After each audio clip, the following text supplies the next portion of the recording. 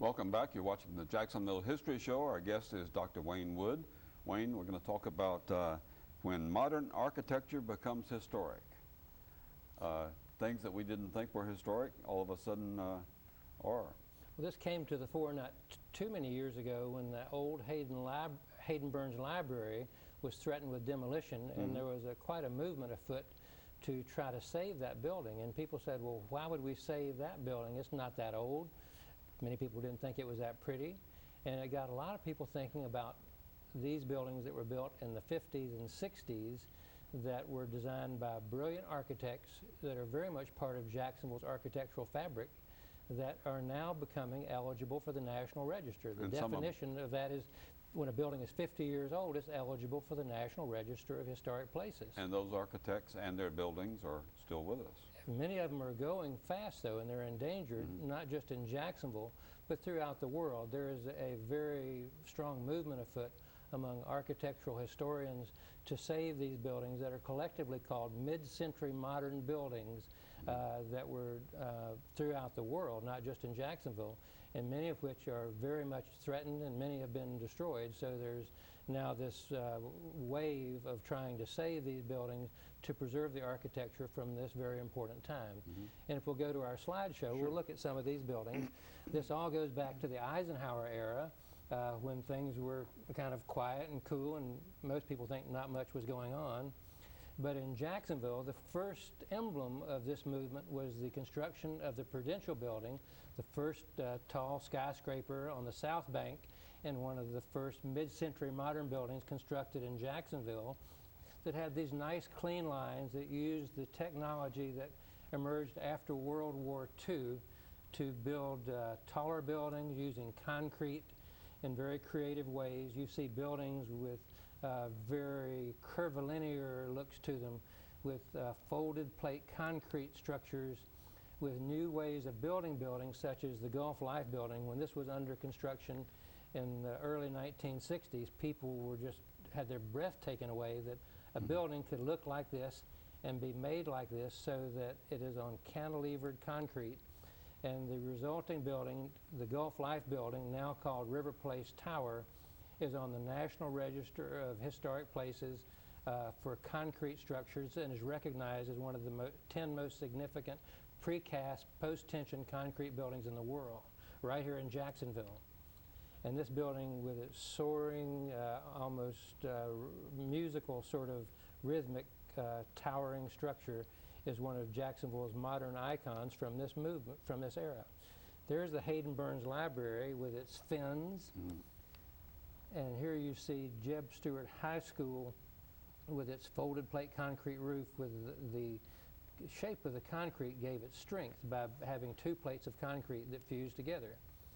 With many varieties of shapes, this whole modern movement took on such varieties as you see in the old Skinner's Dairy Store that many of your viewers may remember, that we still have 19 of these almost eagle-like buildings with wings flapping out so the cars would pull up and get their bottles of milk. We have other modern buildings downtown, and this is part of this mid-century modern movement. The Universal Marion Building is now the headquarters for the JEA. And you have churches with this strange and amazing modern structure, and realize most of these were built way over 50 years ago. They seem very ultra-modern even in our current time. This is St. Paul's Episcopal Church by the St. Paul's by the Sea Episcopal Church at the beach by a wonderful Georgia architect named Blake Ellis. And one of the chief exponents, or disciples of this mid-century architecture was Robert Broward. Bob came back to Jacksonville in the 1950s and started designing buildings that were way ahead of their time and still are ultra-modern even as we look at them today. Bob Broward stayed with Frank Lloyd Wright and was one of his disciples, brought his ideas back to Jacksonville, and built these buildings of breathtaking beauty, of streamlined visual concepts, and using new modern materials in ways like, here's the old Regency Theater, sadly is now torn down, but it was quite a great example of this style of architecture. Perhaps Broward's most well-known work is the Unitarian Church on the Arlington Expressway. Yeah, That beautiful. is just one of Jacksonville's great iconic landmarks. There you see it, the same building from the other side. He built many residences and office buildings and beachfront homes. This one's out at Ponte Vedra. Definitely one of the most amazing houses in all of Northeast Florida. And you can see the Frank Lloyd Wright. People can see the Frank Lloyd Wright. Influence, He yeah. also, with Taylor Hardwick, designed the old Jacksonville Art Museum at Kroger Center. No longer the art museum anymore, but the building is still there. Taylor Hardwick was one of his colleagues back there in the 50s and 60s, and Taylor went on to not only design the Hayden Burns Library, but also many other buildings with this fascinating sense of modernity, of being part of the new space age, the Jetsons, if you will. The idea, here's the Hayden Burns Library, the idea that buildings can not only be icons of their time, but can be works of art. The Friendship Fountain area was also designed by Taylor Hardwick, and one of the great buildings of the Friendship Fountain, which was recently restored, the fountain was, but this building, the old Harbor Masters building, part of that campus, if you will, has been torn down, and that's now where the River City Brewery is today. But I love this little building. I wish it were still there. Hardwick also designed the Fletcher Building on Riverside Avenue. And you see overlapping traits in these buildings, and that each one is a separate work of art with a separate idea. Here's a school designed by Hardwick, Jeb Stewart High School, and one of his houses out in the Clifton area, the Marion King residence, that's awash with all different colors and shapes and the original color scheme that it originally had. Another of their colleagues from this time was William Morgan. William Morgan was a Harvard-trained architect and truly is still known throughout the world. All of these gentlemen are still with us, and although Broward and Morgan are no longer practicing architecture, their buildings still remain. Morgan's own residence, built in the mid-1960s, was highlighted in Playboy magazine and became famous throughout the world. This beachfront home was radical of its time, and still, as you stand there and look at this house at Atlantic Beach today, you just wonder how someone could have thought of these concepts. Yeah. Another Morgan beachfront house that's now been torn down, the Goodloe residence, and a house over off of Empire Point. Another house off of University Boulevard. These are all houses by William Morgan, and here is the State Office Building, which he built downtown, later converted to a parking garage for the Hyatt Hotel. He also designed the Police Memorial Building, which is a wonderful pyramid-like structure with terraces and actually an urban park on the very top of this building.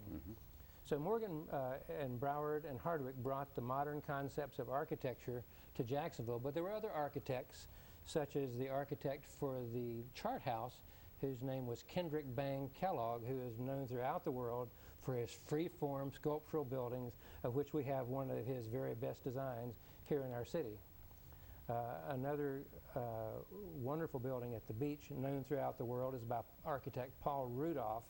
The Milam House has been written up in architectural journals throughout the world. And you can see why. Even today, that building is quite radical. One of the buildings that did not make it, but was also designed by a world-famous architect, was the Butterfly House over off of San Jose Boulevard, designed by Bruce Goff, another Frank Lloyd Wright disciple. That building was torn down for a McMansion. And here you see the Ernest House at Clifton. All these were built in the 50s and 60s, and the Fleming House, designed by local architect William Marshall. And Ted Pappas, who's still practicing architecture, designed the Senior Citizens Center over in Springfield. Mary Singleton.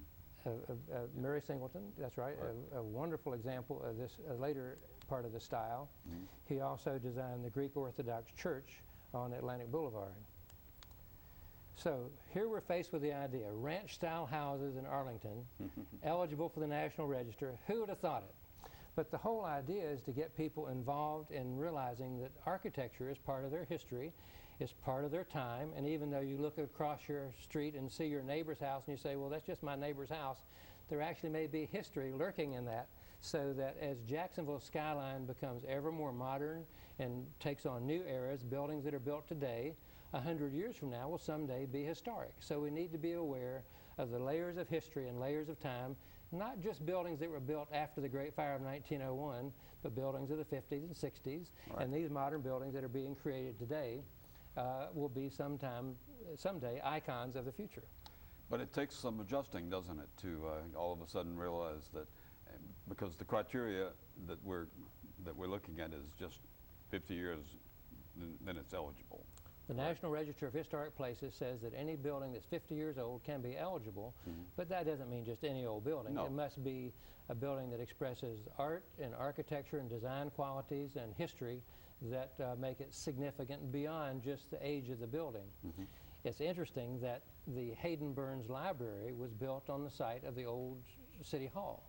That was designed by Clutho, which was a beautiful domed classical building that, if it were still in downtown Jacksonville, would be one of our most prized landmarks. We would wish that we still had both.